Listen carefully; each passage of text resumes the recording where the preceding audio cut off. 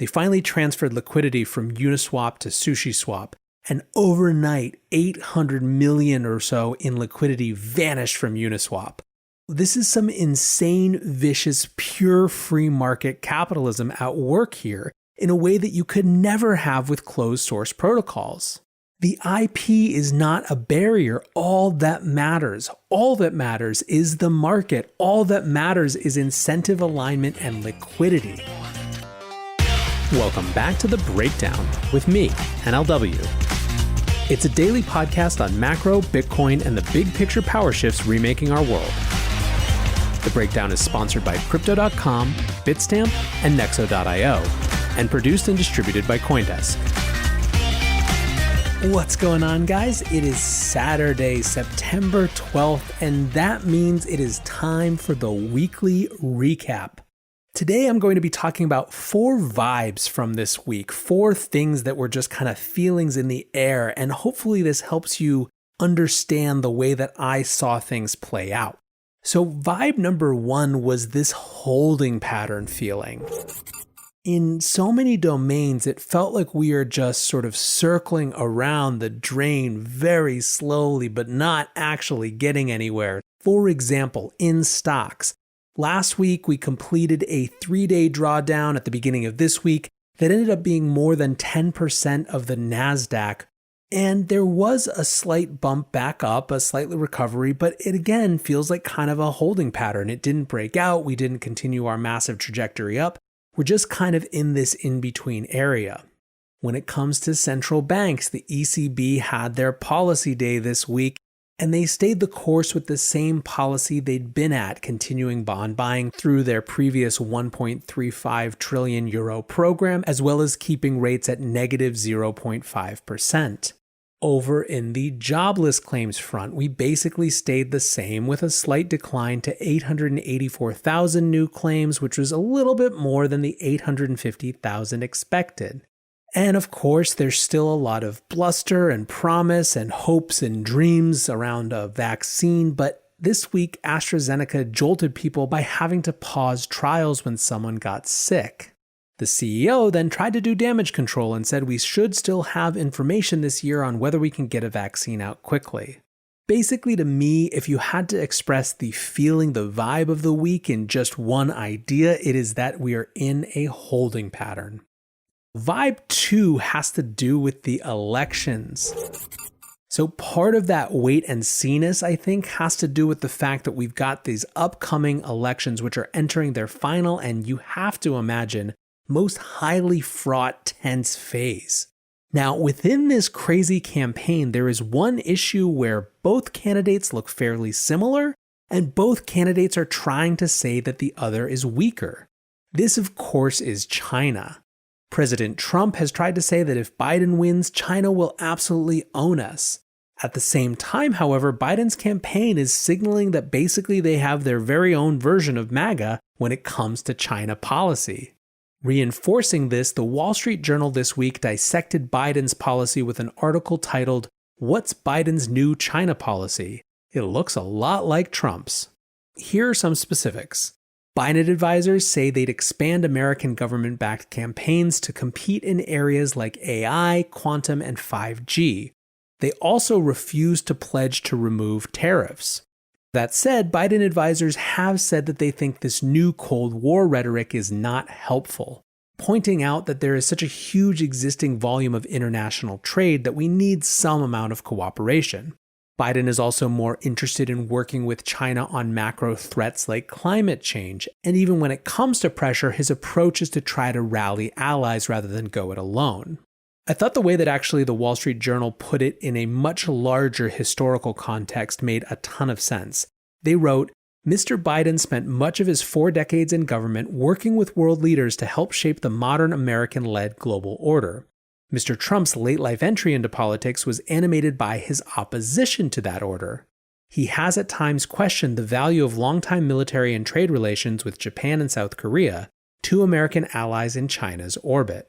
Now, this is going to be just an endless back and forth. Each campaign has produced TV ads to go with it, accusing the other party of being really weak on China. And I think overall what it reflects is that there is a public mood that is very against China right now, and both sides are trying to capitalize on that.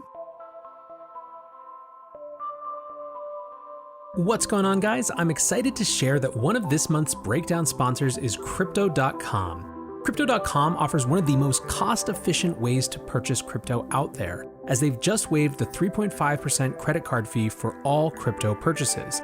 What's more, with Crypto.com's MCO Visa card, you can get up to 10% back on things like food and grocery shopping. When you buy gift cards with the Crypto.com app, you can get up to 20% back.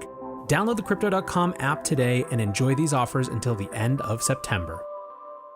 Bitstamp is the original global cryptocurrency exchange. Since 2011, Bitstamp has been the preferred exchange for serious traders and investors, trusted by over 4 million customers, including top financial institutions. Bitstamp is built on professional-grade trading technology. Their platform is powered by a NASDAQ matching engine, and their APIs are recognized as the best in the industry. Download the Bitstamp app from the App Store or Google Play, or visit bitstamp.net/pro to learn more and start trading today. That's bitstamp.net/pro.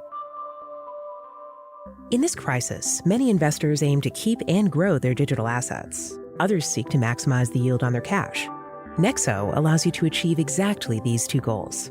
The company offers instant crypto credit lines against all major cryptocurrencies, with interest rates starting from only 5.9% APR. Nexo also lets you earn up to 10% annually on your fiat and digital assets. What's more, interest is paid out daily, and you can add or withdraw funds at any time. Get started at nexo.io. Vibe number 3, and speaking of China, although not exactly, but sort of, let's talk surveillance implications. One of the great fears for many right now is the surveillance available through new technology. The amount of information that is collected about us through social networks and other types of technologies is just massive. However, it's been fascinating to me that the focus historically on Facebook and Google as the centerpieces of surveillance capitalism has distracted us from Amazon. Well, this week, Amazon announced the appointment of a new board member that got a lot of attention. That new board member is former NSA chief Keith Alexander. As The Verge put it, Alexander was the public face of US surveillance during the Snowden leaks. And of course, as a former high-ranking US government official, the goal for Amazon is to get new expertise in defense contracting. The irony of this timing is that this is the same week that a federal appeals court ruled that the NSA's bulk collection of phone records was illegal. When this ruling came out, Edward Snowden tweeted, "7 years ago, as the news declared I was being charged as a criminal for speaking the truth, I never imagined that I would live to see our courts condemn the NSA's activities as unlawful, and in the same ruling credit me for exposing them. And yet, that day has arrived." Michael Krieger at Liberty Blitzkrieg, for those who have read his writings, wrote about this. Not only do those in charge of unconstitutional surveillance of the American people not go to jail for it, they get offered positions on Amazon's board. That's the ugly truth about this imperial oligarchy. All the voting in the world won't change that reality. Now, the last vibe that I want to touch on this week is this pure play, unfettered capitalism that happens in open source protocols. DeFi has, I think, a reputation that maybe it inherited from Ethereum as being a little bit more friendly, a little bit more open, a little bit more kumbaya than, say, Bitcoin, right? I think for anyone who's watching closely, the SushiSwap saga has been totally insane and should completely disavow them of that notion. So I don't nearly have enough time to go into the whole thing, but let me give you the quick TLDR. On August 23rd, Larry Cermak from The Block tweeted, "What could Uniswap do if some talented dev slightly changed the branding, forked everything, and released a token that eventually distributed 90% of supply to LPs? Uniswap is an absolute beast and it has a great team, but what could they do?" Within a week, SushiSwap was launched to do exactly that. It was a fork of Uniswap, but that built in a new token that created an incentive for liquidity providers.